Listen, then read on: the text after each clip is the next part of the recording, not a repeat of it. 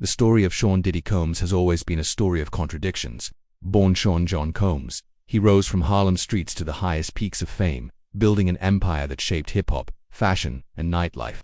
He was the king of bad boy records, the mogul who gave us stars like the Notorious B.I.G. Mays and Mary J. Blige, a man who once made the world chant "Can't Stop, Won't Stop" as his anthem. To his fans, he was more than a producer or rapper. He was a cultural architect, a symbol of ambition, hustle, and the glittering American dream. Yet behind the lights, the red carpets, and the multi-million-dollar mansions, darker whispers always followed him. Lawsuits, rumors of wild parties, women speaking of manipulation, violence, and control. For years, he walked through storms untouched, his charm and money deflecting every blow.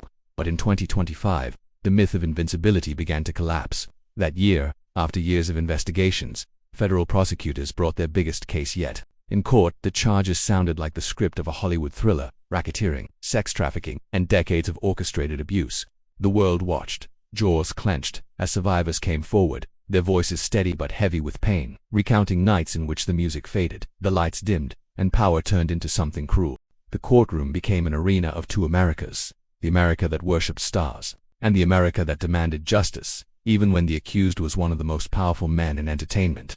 Every headline, every tweet, every breaking news alert painted a picture of a mogul at war, not just with the law, but with his own legacy. The trial itself became spectacle. Prosecutors detailed what they called freak-offs, lavish but disturbing parties where coercion hid behind luxury. They spoke of control, manipulation, and exploitation.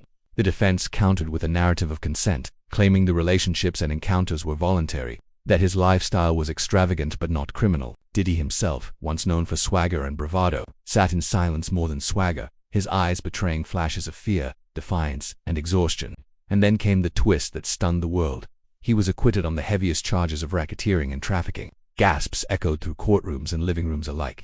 Some called it proof of a flawed system, others said it was justice. But before relief could sink in, the gavel fell again. Guilty on 2 counts of transporting individuals across state lines for prostitution, under a century-old law called the Mann Act. Not total vindication, not total defeat, but a scar that no verdict could erase.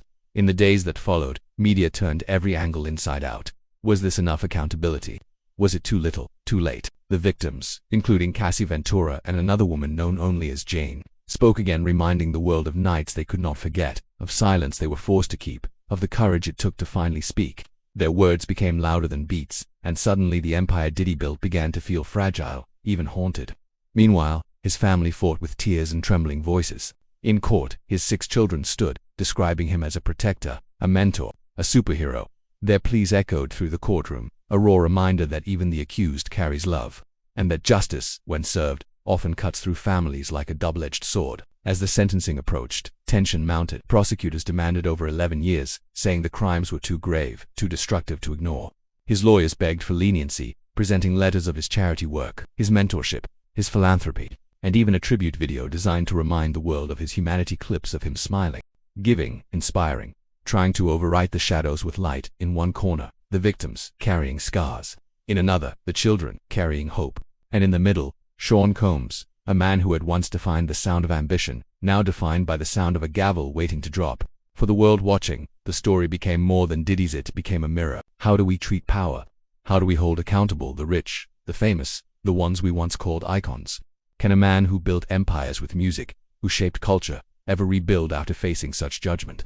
Or is this the end, the chapter that rewrites every song, every record, every memory into something darker? The truth is that when the judge finally delivers the sentence, it will not just be a number of years, it'll be a symbol of justice, of reckoning, and of a truth that no amount of money, fame, or legacy can erase. Even kings fall. Sean Combs' story is no longer just about music. It is about power, responsibility, and consequence. It is about how fast an empire can rise, and how suddenly it can tremble. And for millions watching, it is a reminder that the brightest lights often cast the darkest shadows.